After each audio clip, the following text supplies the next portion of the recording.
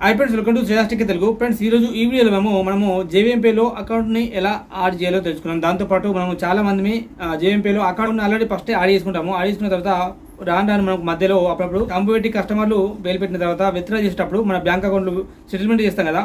Settlement చేసేటప్పుడు మన bank account ప్రతిసారి మనకి ఇక్కడ స్క్రీన్లో చూడొచ్చు, ఇలా పెండింగ్ వస్తుంది. చాలా మందికి ఏంటంటే మీ అకౌంట్ ప్రాబ్లం అనమాట. మీ అకౌంట్ అలాగే ఉండగా మనం వేరే అకౌంట్ యాడ్ చేసుకున్నట్టయితే అప్పుడు ఈ యొక్క పెండింగ్ అని కాకుండా డైరెక్ట్ మన అకౌంట్ అయితే విత్డ్రాల్ అయితే అవుతాయి.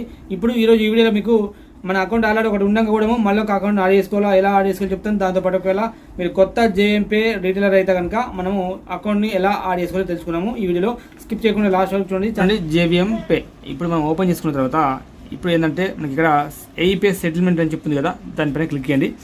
క్లిక్ చేసిన వెంటనే ఇక్కడ బ్యాంక్ సెటిల్మెంట్ అని చెప్తుంది, దానిపైన క్లిక్ చేయండి.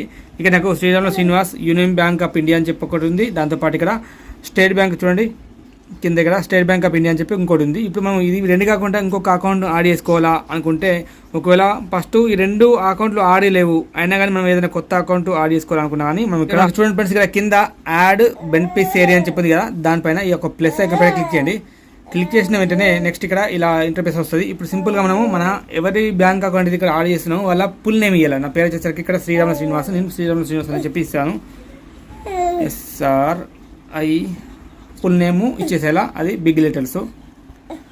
దాంతోపాటు ఇక్కడ సెలెక్ట్ బ్యాంక్ అని చెప్తుంది కదా, దీనిపైన క్లిక్ చేసిన వెంటనే మనకి ఇక్కడ ఇలా ఇంటర్ఫేస్ వస్తుంది. మనం ఇక్కడ స్టేట్ బ్యాంక్ ఆఫ్ ఇండియా అనేది ఆల్రెడీ, లేకుంటే మీరు ఇక్కడ స్టేట్ బ్యాంక్ ఆఫ్ ఇండియా కాకపోతే ఇక్కడ మీరు సర్చ్ చేయొచ్చు. ఇక్కడ ఏదైతే అది సర్చ్ చేయొచ్చు, దాని పైన ఉంది కాబట్టి ఇక్కడ state bank of India select చేసుకుంటున్నాం. నెక్స్ట్ ఇక్కడ మనకు బెనిఫిషియరీ అకౌంట్ అని చెప్పింది కదా, ఇక్కడ మనం ఏంటంటే అకౌంట్ నెంబర్ ఎంటర్ చేయాలి. ఇప్పుడు నేను అకౌంట్ నెంబర్ ఎంటర్ చేస్తాను, చూడండి, జస్ట్ వెయిట్ చేయండి. 624 ఈ అకౌంట్ నెంబర్ ఎంటర్ చేసిన తర్వాత ఇక్కడ మనం IFSC కోడ్ ఇవ్వాలి. IFSC కోడ్ మీ యొక్క బ్యాంక్ అకౌంట్లో ఉంటుంది, మీకు చూపిస్తాను. ఇక్కడ IFSC కోడ్ ఇక్కడ కనిపిస్తుందా, IFSC కోడ్ అని చెప్పింది. ఈ యొక్క IFSC కోడ్ను మనం ఇక్కడ ఇవ్వాలన్నమాట. ఏమి ఇచ్చాము, సెకండ్ బ్యాంక్ అకౌంట్ ఏదో అది ఇచ్చేసాము, దాంతోపాటు అకౌంట్ నెంబర్ ఇచ్చేసాము, IFSC కోడ్ కూడా ఇచ్చేసాము.